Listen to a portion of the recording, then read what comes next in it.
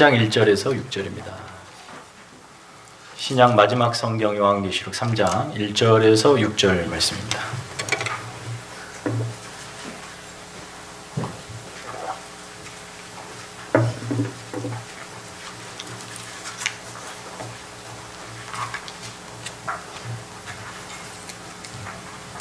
찾으셨으면 우리 다 함께 읽겠습니다.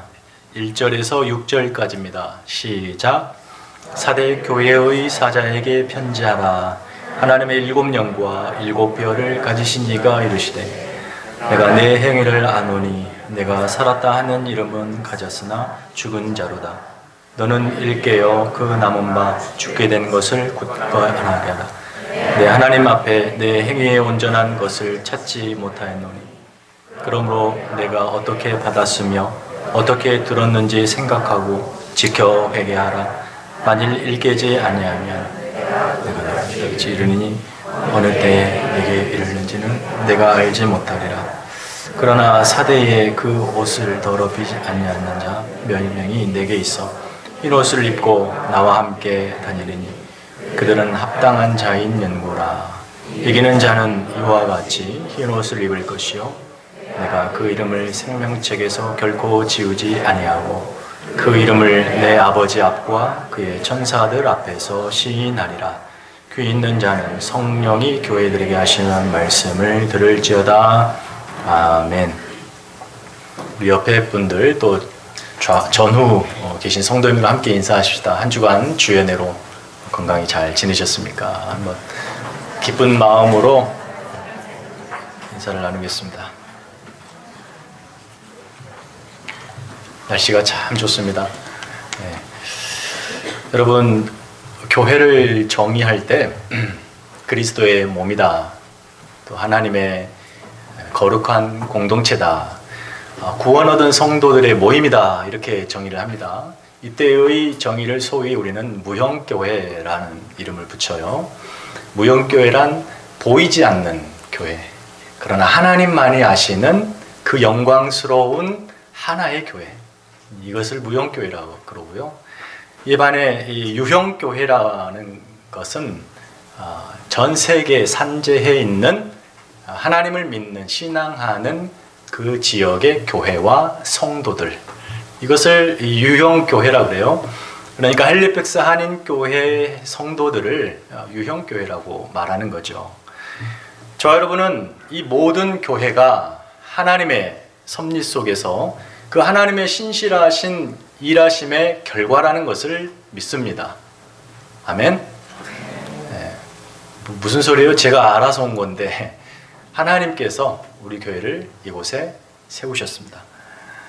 비록 세상 가운데 교회가 있으나 그 교회는 세상에 속해 있지 않습니다. 물론 세상의 그 가치와 타협하지 않습니다. 그러나 세상을 위해 서 있습니다. 그래서 그 서 있는 지역에 빛과 소금의 사명, 생명을 흘려보내는 일을 교회가 합니다. 그것이 하나님의 교회입니다. 유형교회나 무형교회가 갖는 그 가치가 거기에 있죠. 그런데 우리의 딜레마가 뭡니까, 여러분? 여러분 신앙생활 해오면서 교회에 대한 이미지나 또 정의 같은 것이 여러분 각자에게 있습니다. 어떤 분은 부득불 여러 교회를 이주하는 분도 계셨을 거예요. 그러면서 우리 안에 생겨 또 우리가 경험하면서 느꼈던 교회가 사뭇 이 정의와는 다르지 않습니까? 교회가 많이 다툼이 있고 또 분열하고 적절히 세상과 타협하며 살아가는 모습이 더 우리에게 익숙하지 않습니까? 정말 끈끈하게 주의 사랑을 나누고 또 공동체의 책임을 서로 공유하면서 우리의 서 있는 살아가는 존재와 이유를 확실하게 하는 그런 교회들이 많지 않다는 것이 참 아쉽습니다. 파편화된 개인주의에 물들어가지고 신앙생활이 결국은 우리 각 개인의 행복과 만족에 초점이 되어 있고 그것이 목적이 되어서 공동체의 책임의식은 나 몰라라 하면서 자기 개인주의적 신앙이 오늘은 지배하고 있는 것도 사실입니다.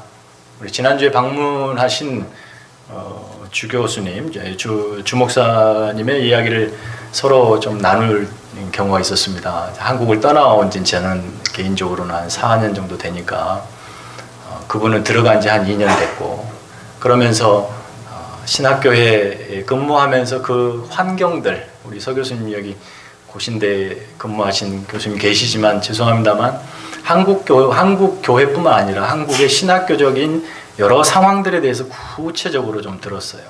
물론 익히 조금은 알고 있었지만, 그러나 해가 거듭할수록 갈수록 심각해져 가고 있습니다. 이야기를 나누면서 참으로 성경적으로 사랑하고 정말 성경적으로 복음 붙들고 그 지역 사회의 사명을 감당하는 교회가 많지 않더라는 거예요. 함께 울고 함께 보듬으며 마땅히 그 짐을 나누는 교회, 그 지역 사회의 어두운 부분을 외면치 않는 교회, 모든 성도가 합심해서 서로 사랑을 나누는 하나된 교회, 참 그런 교회를 꿈꿉니다. 우리 교회가 그런 교회냐 자신 있게 말할 수는 없습니다. 그 목적을 향해 달려갈 뿐이죠. 여러분, 신학교가 요즘 상당히 혼란스럽습니다. 한국에 영어로 세미너리가 신학교라는 의미인데, 사전을 여러분 찾아보시면 전에도 말씀드린 바가 있지만 죄의 원상지라는 말이 있어요. 신학교라는 의미의 사전적 의미에. 왜 그 단어에 그 의미가 새겨졌는지는 잘 모르겠습니다. 그러나 하나님께 헌신된 훈련된 사역자를 양성하는 이 신학교가 오히려 정치적이고 여러 이유의 목적에서 범죄의 온상지가 되고 있지는 않은지 참으로 씁쓸한 현실입니다. 작은 교회의 성도들이 자꾸 떠나요. 그래서 큰 교회로 가요. 이유는 힘들다는 거죠. 이것은 한국 교회만이 아니고 우리 이민교회도 너무나 자주 보고 확인하는 현실입니다. 그 사람들이 큰 교회로 떠나가는 바람에 문을 닫는 교회들이 한두 군데가 아니에요. 더불어 큰 교회가 좋아할까요? 큰 교회가 좋아하지 않더라고요. 몸만 불려졌지 일꾼은 없어요. 그래서 작은 교회는 죽어 없어지고 큰 교회는 비실비실대는 건강 이상이 있는 그런 현실이 우리 한국 교회의 모습일 수 있어요. 무슨 소리냐 할 텐데 10년, 20년 전에는 아주 건강한 교회의 모습도 많았습니다. 그것이 저는 한국 기독교의 황금기였다고 생각해요. 안타깝지만 지금은 그 황금기를 지났습니다. 급격하게 쇠락할 것이에요. 많은 교회들이 문을 닫을 거고 큰 교회는 더 커질 겁니다. 그러나 그 큰 교회는 건강을 잃어갈 것이에요. 사실 오늘날 한국교회, 이민교회에 여러분 이런 현실 속에서 제가 생각하는 가장 큰 문제는 다른 것이 아니라 성도들 안에 열정이 사라졌다는 것이 가장 큰 문제라고 생각해요. 좀 더 정확히 말하자면 이 세속적인 삶에 대한 성도들의 열정은 점점 부풀어 올랐어요. 언제 터질지 모르겠습니다. 풍선이 최대한 팽창하듯이 한껏 부풀어 올라 있습니다. 그런데 반면에 하나님에 대한 열정, 복음에 대한 열정은 크게 부풀어 오른 풍선이 바람이 빠지면 어떻게 됩니까? 쭈글쭈글하게 되죠. 마치 그런 모습이 아닌가 생각해 봐요.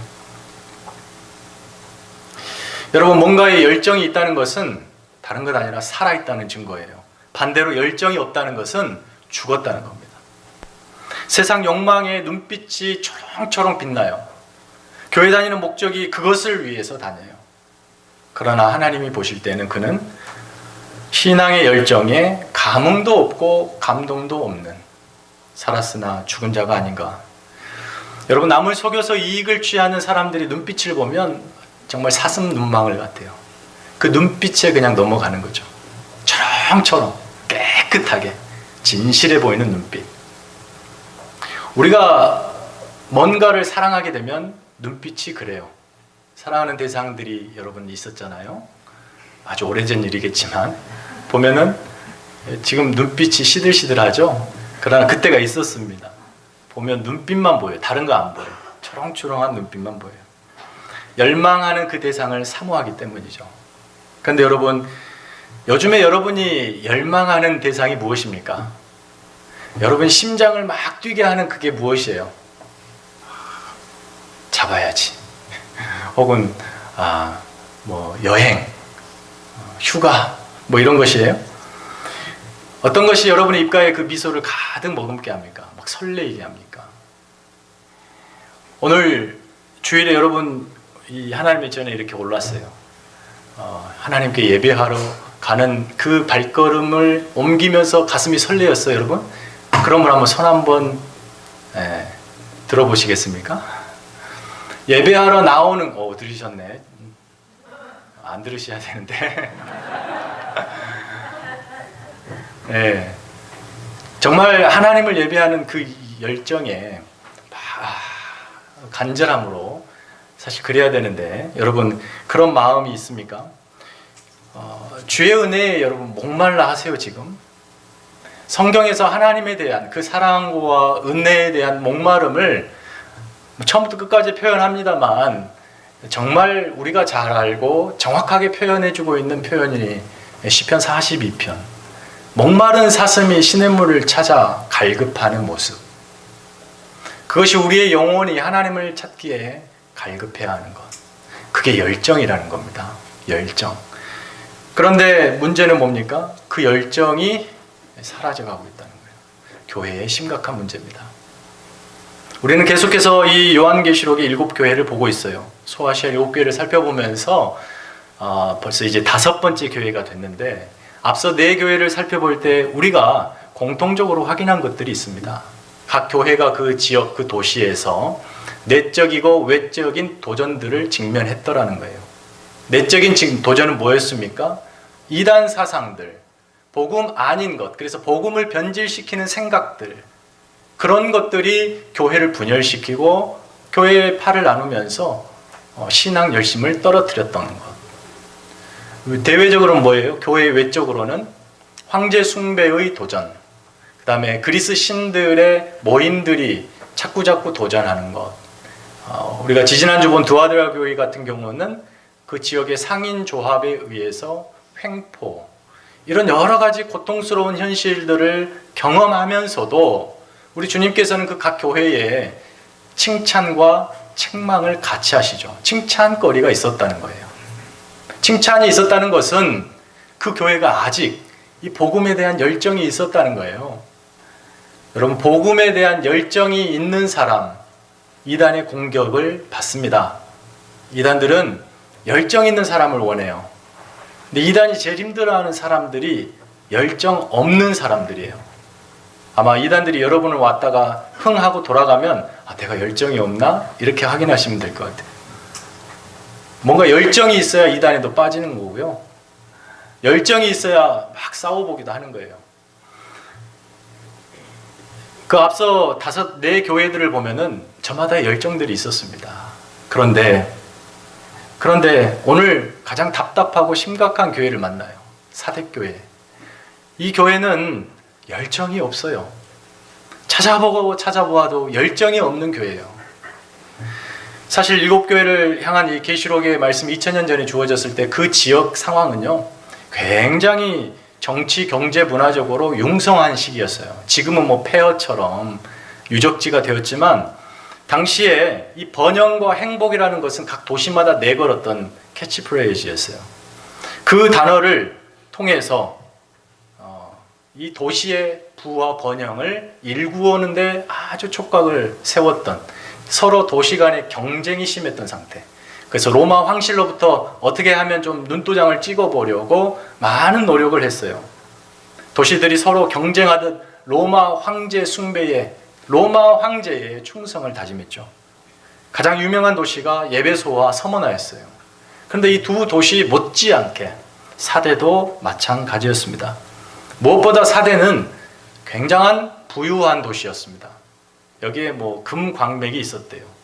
금화가 여기서 제조되었고, 지형적으로는 굉장한 요새인데, 그래서 많은 그 역사 속에 이 지역을 호시탐탐 노렸던 많은 강대국들의 그들이 그 선호했던 지역이고, 실제적으로 이 사대가 여러 차례 정복의 나라의 수도가 되기도 합니다.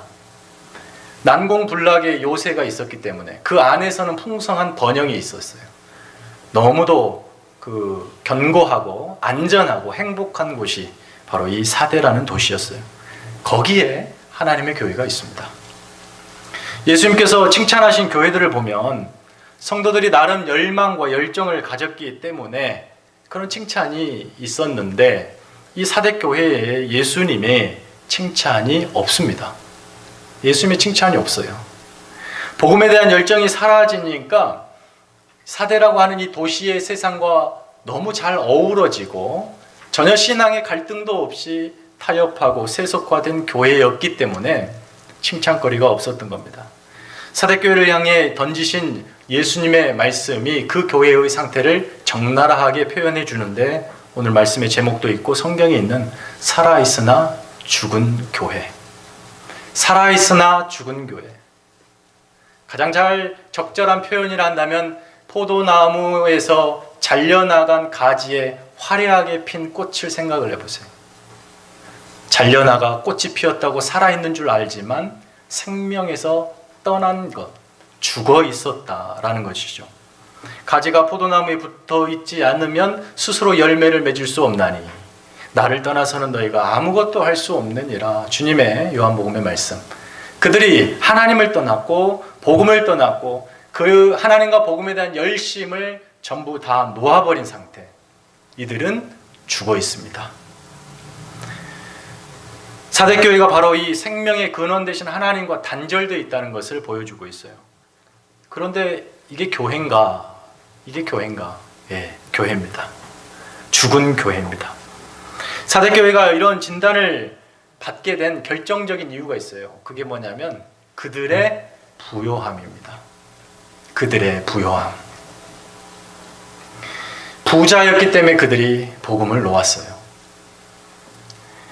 잠언 30장 8절 9절에 보면 여러분이 잘 아시는 말씀처럼 나를 가난하게도 마옵시고 부하게도 마옵시고 오직 필요한 양식으로 나를 먹이소서. 내가 부하여서 하나님을 모른다. 또 여호와가 누구냐 할까 하오며 내가 가난해서 도적질하여 여호와의 이름을 욕되게 할까 두렵습니다. 나를 가난하게도 마시고 부하게도 마십시오. 애매하죠. 가난하게도 마시고 부하게도 어느 정도인가. 성경은 필요한 양식을 먹을 만큼만 있으면 된대요. 교회가 부하게 될 때 안타깝지만 이게 교회의 역사 속의 정설이죠. 교회의 역사가 증언하는 거예요. 교회가 부자가 되면 반드시 그 다음에 타락하게 돼 있어요. 이 공식을 좀 바꾸고 싶은데 바뀌어지지가 않아요. 교회가 부하게 되고 부흥기와 황금기를 겪게 되면 그 다음에 오는 것이 급속도의 타락이에요. 한국교회가 지난 어르신들 계셔서 역사의 증인들이기 때문에 말씀드리기가 참 죄송스럽기도 합니다만 전후 세대 그 가난한 역사를 지나오면서 배고픈 현실, 움켜쥐고 배를 움켜쥐고 오직 하나님, 오직 복음만을 붙들고 목숨 걸고 신앙생활해서 일구어낸 교회가 한국교회인데 경제 성장이라고 하는 사실 그건 암초인 것 같아요. 그것과 맞닥뜨려서 교회가 부자가 됐어요. 그래서 하나님이 복 주신 것으로 해석하기 시작합니다.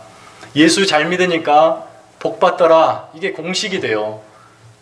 지금도 여러분 오늘 돌아가셔서 큰 교회 목사님들 설교 한번 들어보세요. 예수 잘 믿으면 만사가 형통한다는 말 쉽게 찾아 들을 수 있어요. 아직도 그래요. 예수 믿으면 복 받는다. 근데 그 복이 특별히 물질의 복이다. 부자가 된다. 성공한다.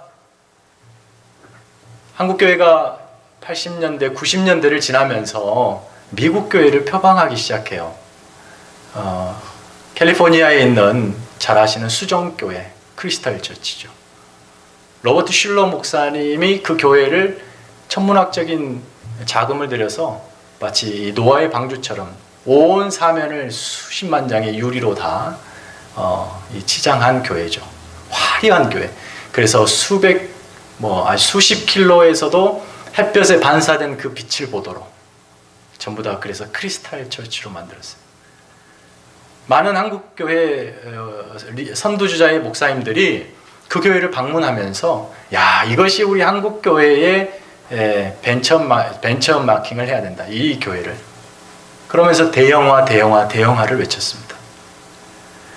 그래서 이 교회가 하나님이 복주신 교회, 그 교회의 사례로 온 교회, 한국교회 강단에서 선포되기 시작해요. 이분이 한국에 와서도 집회를 하면서 제대로 하고 적극적인 사고방식으로 신앙생활을 하면 하나님이 복주신다를 열변했습니다. 그런데 이 교회가 지난 2013년에 문을 닫았죠. 그 큰 교회가. 당시 수천억의 나가는 교회일 텐데, 이때는 좀 이렇게 말해도 돼요. 단돈 75억이 없어서 그 건물이 넘어갔죠. 카톨릭으로 넘어갔어요. 그리고 지금은 그 교회를 렌트해서 쓰고 있어요. 그러니까 성공했다, 하나님이 복 주셨다라고 하는 모델로서 상징적인 이 교회가 이제는 살았으나 죽었다라고 하는 사대교회로 예화로 사용되고 있어요. 지금도 제가 사용하고 있잖아요. 한국교회는 아직도 이 환상에 젖어 있습니다. 이민교회도 그래요. 여전히 대형교회들이 그 환상에서 벗어나지 못하고 있어요.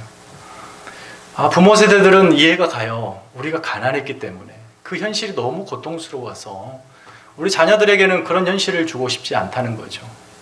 하나님이 복 주신 그 부를 자녀들에게 고스란히 물려줍니다.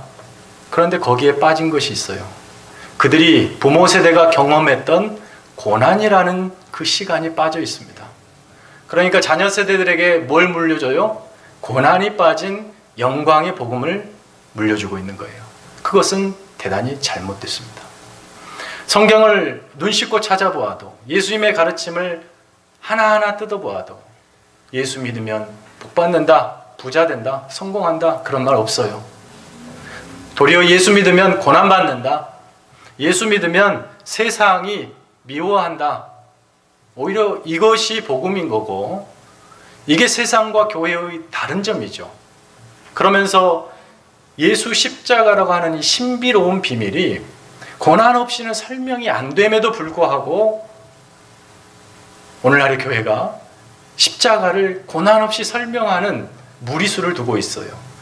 사랑하는 우리 자녀들에게 고난 없이 영광의 십자가를 대물림하고 있어요. 그들이 경험해야 될 세상은 우리의 어르신들, 부모 세대의 세상보다 훨씬 더 신앙생활하기 어렵습니다. 그 상황에 고난이 빠진 십자가로는 감당이 안 됩니다.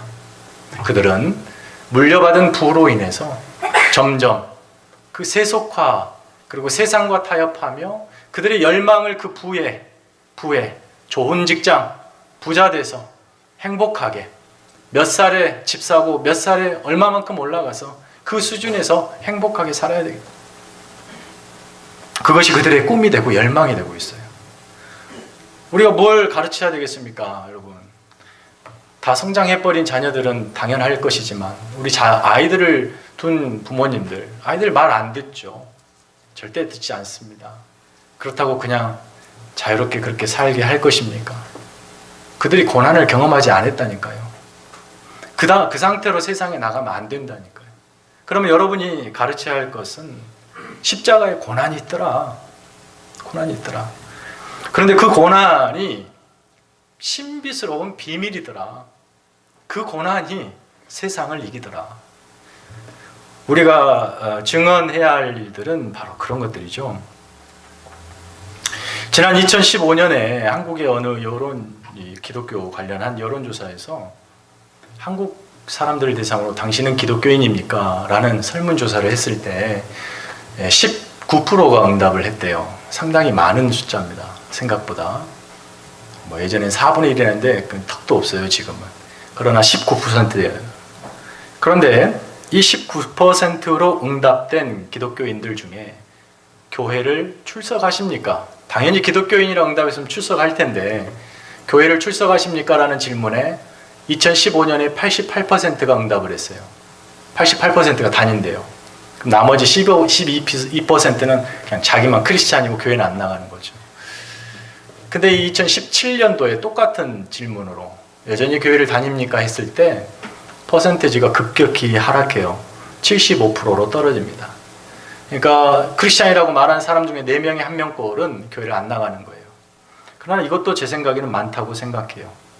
좀 더 구체적으로 조사해보면, 이 설문조사에서는 그런 조사가 없지만 교회를 나가되 1년에 절반 이상 교회를 나갑니까? 질문하면 훨씬 떨어질걸요. 그리고 좀 더 가혹한 잣대, 신앙생활 하는데 열심이 있습니까? 열정이 있습니까? 라는 질문에는 또 얼마나 떨어질지 모르겠어요. 근데 그 열심도 좀 구분할 필요가 있어요. 복받기 위해서, 성공하기 위해서, 잘 되기 위해서 신앙의 열심을 가지신 분도 있기 때문에 당신의 열심이 복음에 대한 열심입니까? 라는 질문을 던진다면 과연 얼마만큼의 퍼센테지가 떨어질까? 그런 생각을 해봐요. 기드온의 그 사사 기드온과 함께 싸우겠다고 몰려든 32,000명이 결국 하나님께서 얼마나 돌려보내요? 31,700명을 돌려보내고 300명 가지고 일하시잖아요. 1%도 안 되는 거예요. 한국교회가 혹시 그런 건 아닌지 생각을 해봐요. 성경이 우리에게 증언하는 것이 있습니다, 여러분. 여러분의 심장을 뛰게 하며 이 살아있다는 것을 확인하게 하는 근거가 복음이 아닌 그 무엇이라면 여러분은 죽었습니다. 사대교회는 도시 전체가 주체할 수 없을 만큼의 부요했어요. 교회도 그랬어요. 성도들이 그랬어요. 단 역사상 2차례의 침공만 있었을 뿐 안전한 곳이었어요. 풍요로운 곳이었어요. 그러다 보니까 교회마저 도덕적으로 타락하게 됩니다. 맨 나중에 우리가 보겠지만 라오디게아 교회가 있죠. 그 교회를 이 뜨뜻미지근한, 차지도 않고 덥지도 않은 이 교회를 책망하시는 주님 그 심정을 좀 느끼는데, 이 사대교회는 차고 뜨뜻미지근한 정도도 아니고 그냥 죽어버린 겁니다. 죽어버린 거예요. 어떻게든 이 삶의 안정과 부의 축적을 위해서 열망을 키워갔지 복음에 대한 열망을 키우지 않았습니다. 이 두 개를 동시에 키울 수는 없어요. 이쪽에서 바람이 빠지면 일이 들어가게 돼 있어요. 그런 교회를 향해서 복음의 내용이신 우리 주님께서 이렇게 말씀하세요. 하나님의 7영과 7별을 가지신 이 주님께서 이 사대교회를 앞에 두고 찬찬히 살펴보셨어요. 찬찬히 이리저리 돌려가면서 이 교회를 찬찬히 살펴보셔요. 그리고 나서 주님이 하시는 말씀이 2절 말씀이에요. 내 하나님 앞에 너의 행위에 온전한 것을 못 찾겠다. 도저히 못 찾겠다.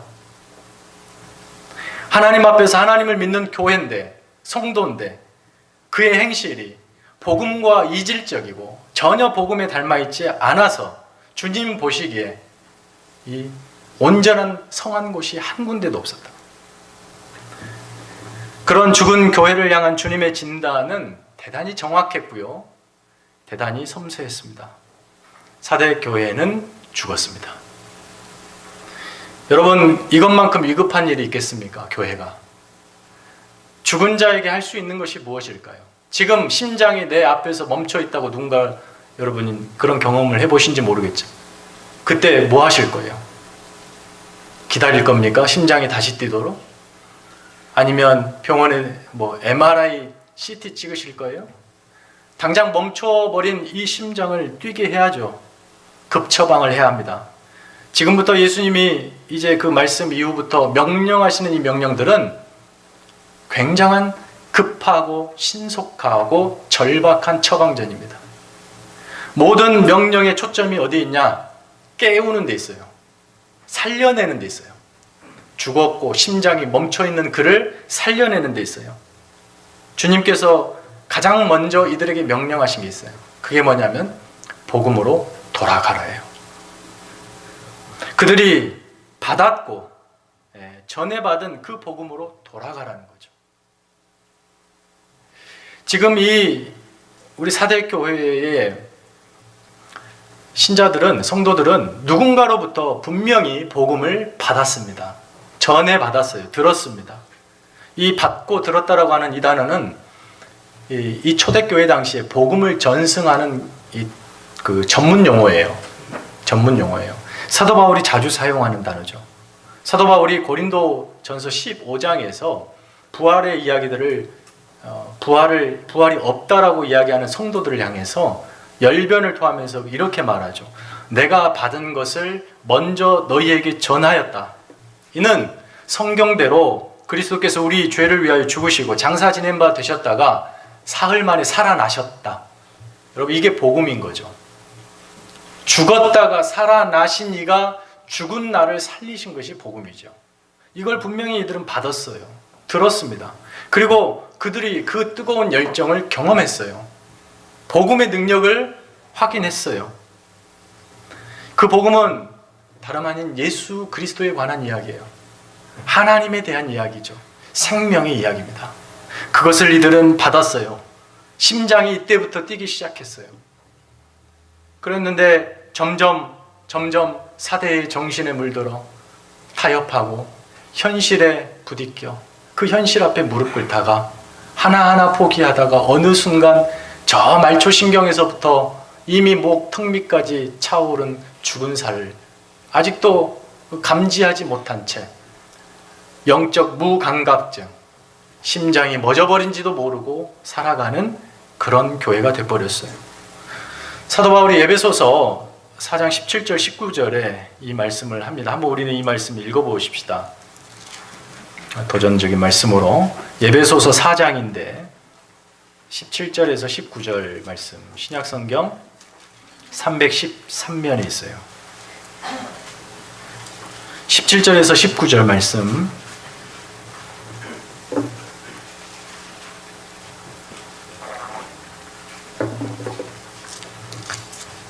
신약성경 313, 14면에 있는 에베소서 4장 17절, 19절 다 같이 읽겠습니다. 시작. 그러므로 내가 이것을 말하며 주 안에서 증언하노니 이제부터 너희는 이방인의 그 마음에 허망한 것으로 행함같이 행하지 말라. 그들의 총명이 어두워지고 그들 가운데 있는 무지함과 그들의 마음이 굳어짐으로 말미암아 하나님의 생명에서 떠나 있도다. 그들이 감각 없는 자가 되어 자신을 방탕에 방임하여 모든 더러운 것을 욕심으로 행하되. 이 바울의 이 설명이 아주 사대교회와 딱 들어맞는 모습인 거예요. 마음이 허망해졌어요. 총명이 어두워져서 선악을 분별하지도 못해요. 무지했죠. 그들의 마음이 서서히 굳어졌어요. 그리고 하나님의 생명에서 떠났고 감각이 상실됩니다. 그리고 그의 생명의 그 시간들, 그들의 인생을 방탕에 그냥 방임하고 살아가요. 그런데 사도 바울이 20절에 이 에베소 교회 성도들이 뭐라 그러냐면 오직 너희는 그리스도를 그런 식으로 배우지 않았다. 너희가 배우고 받고 들은 이 복음은 그런 것이 아니다. 이걸 얘기하고 있어요. 심각한 이 상태에 있는 사대교회를 향해서 주님의 명령, 그리고 이 사대교회가 가장 먼저 해야 할 일은 다른 것 아닙니다. 복음으로 돌아가는 거예요. 복음으로 돌아간다는 것은 처음 가졌던 그 사랑과 그리스도에 대한 열정과 하나님에 대한 사랑을 회복하는 것을 의미해요. 복음 앞에서만이 자신의 영적인 상태를 바로 진단할 수 있기 때문에 복음으로 돌아가야 돼요. 복음은 우리의 영혼을 꿰뚫는 빛입니다. 그 앞에 서면 여러분이 적나라하게 드러나게 돼 있어요. 모든 것을 확인하게 돼요. 그 앞에서 자신의 이 건강치 못한 상태를 확인하고 나서 그가 보이는 반응이 뭐겠어요? 아, 내가 이렇게 건강이 안 좋네 하고 돌아갑니까? 그 문제를 가지고 하나님 앞에 회개하는 거예요. 그래서 회개가 두 번째 명령이 회개하라는 겁니다. 복음 앞에 돌아가서 말씀 앞에 자기를 낱낱이 비추어 보고 무엇이 잘못됐는지 확인하고 회개하라는 거예요. 회개할 때 하나님이 주시는 은혜가 있습니다. 그것이 용서의 은혜입니다. 그 은혜가 다시 심장을 뛰게 하는 거예요. 회개 전까지는 심장이 뛰지 않습니다. 회개로 인하여 하나님의 은혜를 받고 다시 펌프질을 받는 이 심장이 우리를 살게 하는 것입니다.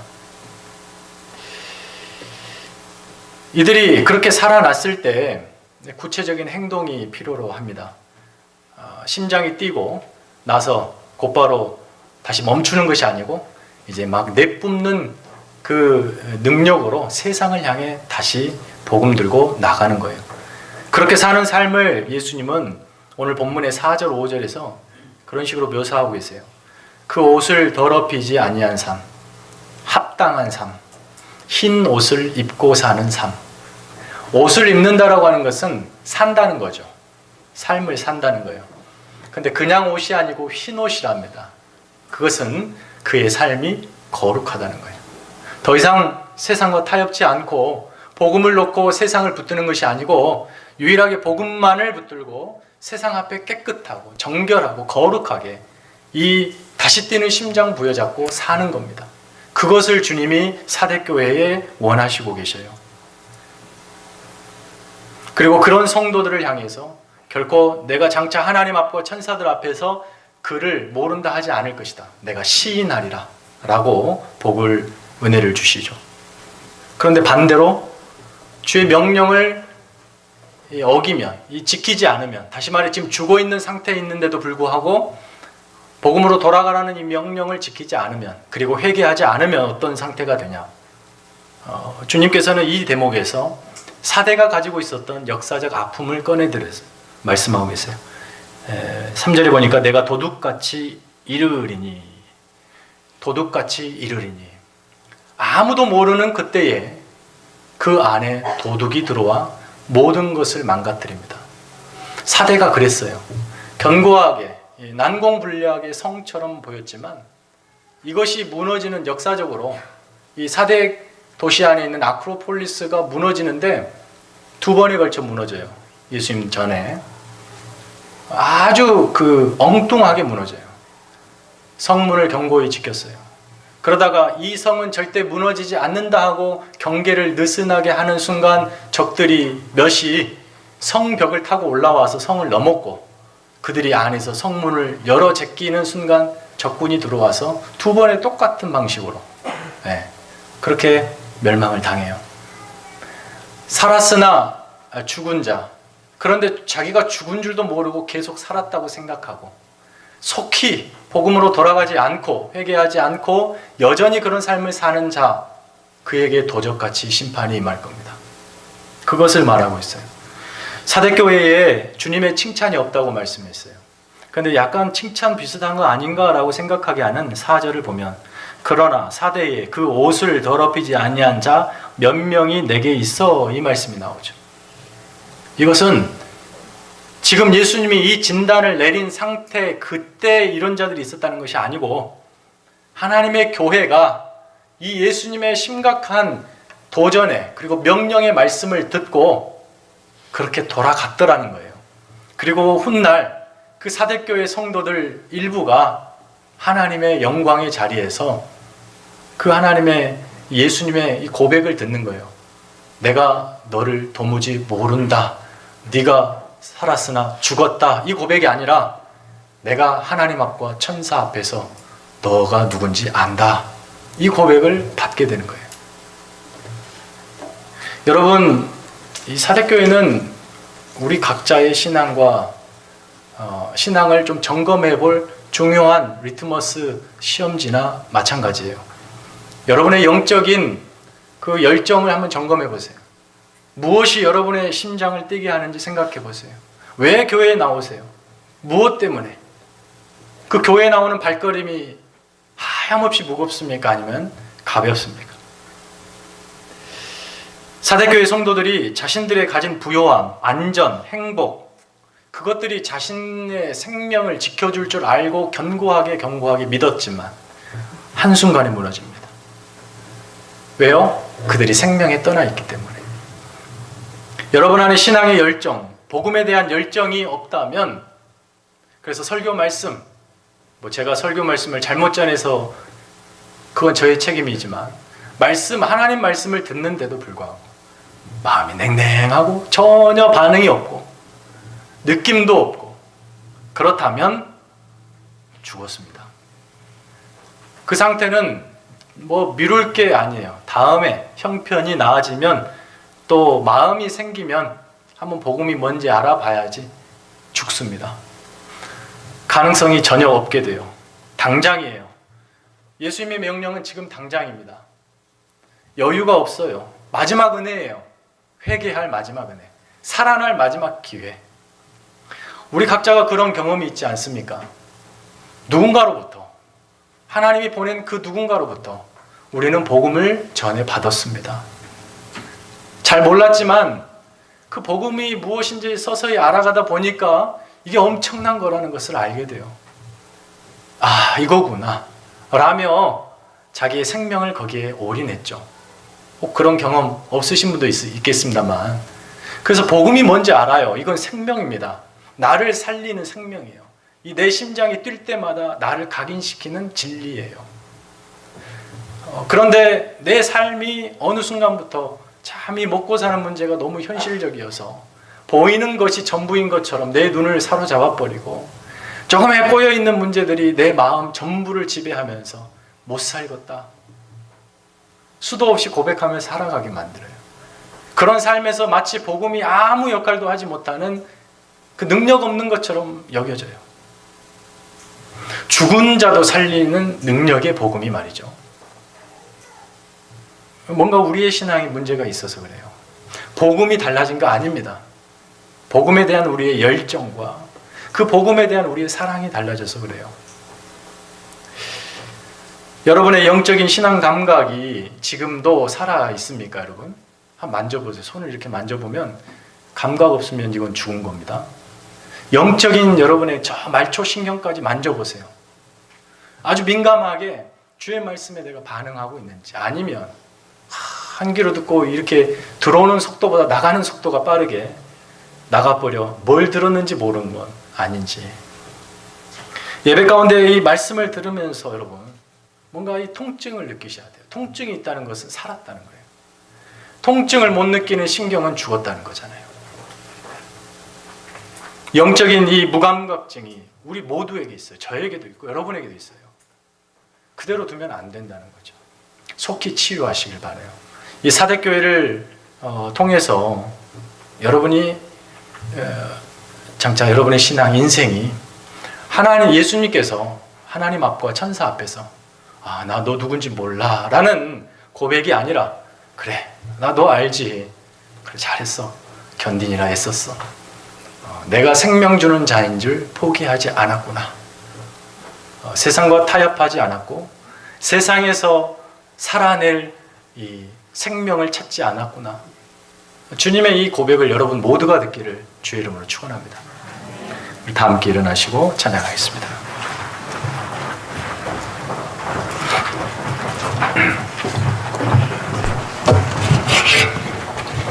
우리 다시 복음 앞에라는 가사를 생각하면서 찬양하고 기도하는 시간을 갖겠습니다.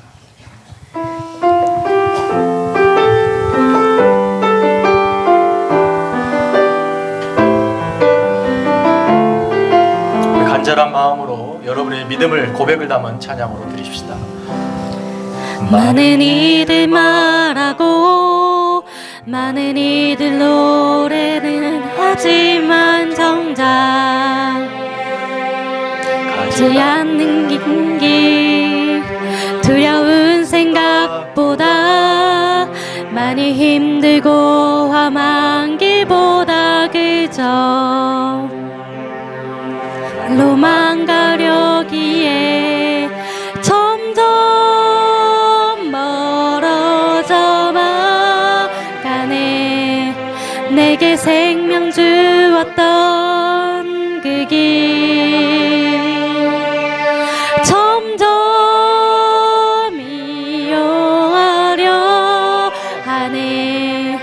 내게 사랑 주었던 그 길 다시 복음 앞에 내 영혼 선해. 주님 만날 그때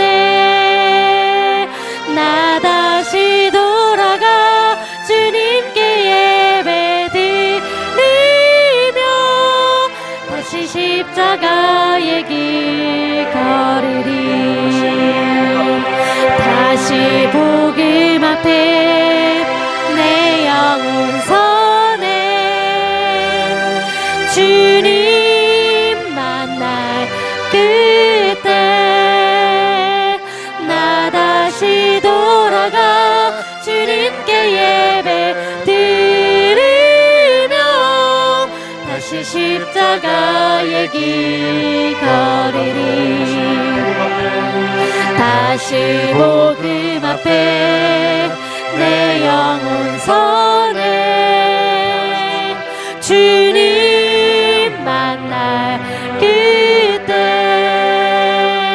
나 다시 돌아가 주님께 예배 드리며 다시 십자가의 길 걸으리.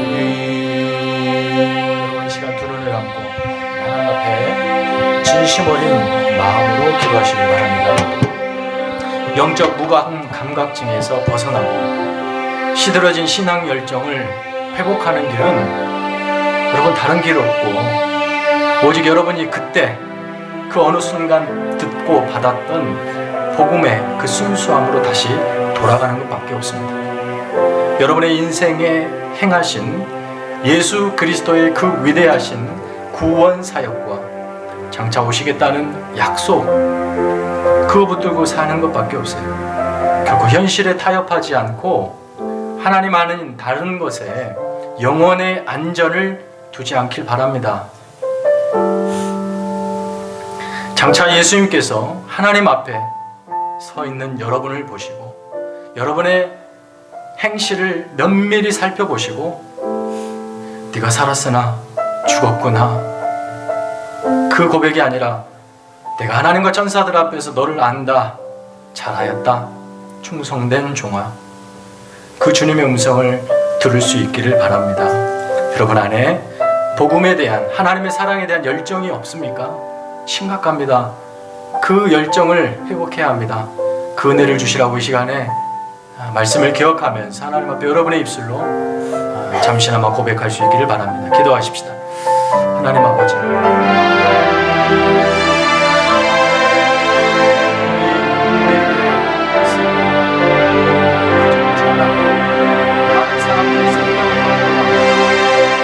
하나님의 아들 예수 그리스도의 생명으로 우리 앞에 다가서 이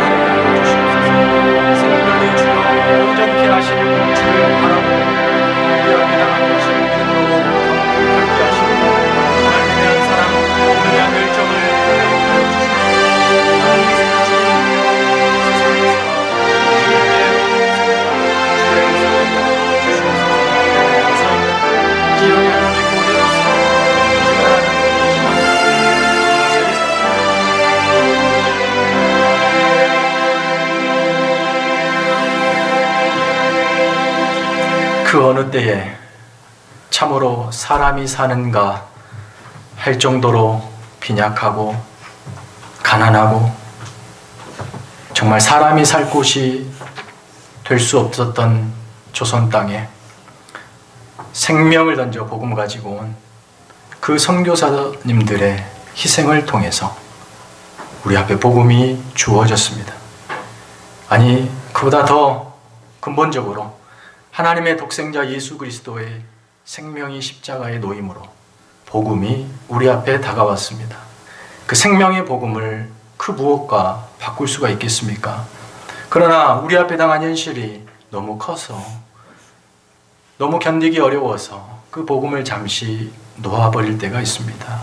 그런 우리의 믿음에 연약한 성도들을 하나님 붙들어 주시고 다시 복음으로 돌아가 주의 사랑을, 그 열정을 회복하여 남은 여생 주님 붙들고 승리하는, 죽음을 넘어서는 그 영광에 동참하는 모든 성도 되게 하여 주옵소서. 이제는 우리 구주 예수 그리스도의 은혜와 우리 하나님 아버지 크고 놀라우신 사랑과 성령님의 교통하심이, 그 은혜, 그 열정, 그 사랑, 그 복음 붙들고 살기로 다짐하는 모든 성도들의 머리 위에, 저들의 가정과 일터와 특별히 사랑하는 자녀들을 위해 이제부터 영원까지 함께 있을지어다. 아멘.